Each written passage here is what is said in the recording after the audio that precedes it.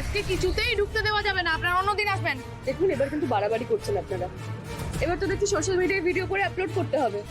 কি এখানে যারা যারা আছে সবাই যদি সোশ্যাল মিডিয়ায় ভিডিও আপলোড করে, যদি লাইভ করে, দেখায় যে একটা ফ্যামিলির জন্য আপনারা আমাদের কাউকে পুজো দিতে দিচ্ছেন না, খুব খারাপ হয়ে যাবে স্যার।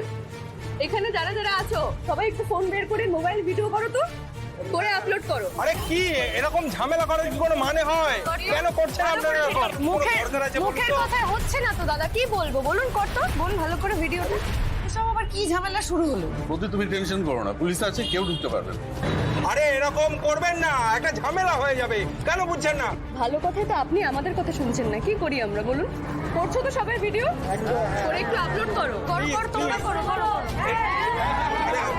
আরে এরকম করবেন না, আপনারা না পান ফোনটা। আরে এসব ঝামেলার কি কোনো মানে হয়? অবশ্যই মানে হয়। একবার সোশ্যাল মিডিয়া ভিডিওটা আপলোড করার পর দেখি না কোন প্রশাসন এসে আপনাদেরকে বাঁচায়।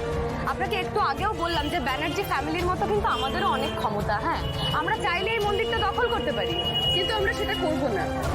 কারণ স্যার, আমরা এখানে আর 5টা সাধারণ মানুষের মতো শুধু পুজোটা দিয়ে চলে যেতে চাই। প্লিজ দয়া করে ভেতরে যেতে দিন। ভেতরে যাচ্ছি এখন আমরা, পারলে আমাদের আজকে দেখান। আরে আরে ম্যাডাম বুঝুন একটু।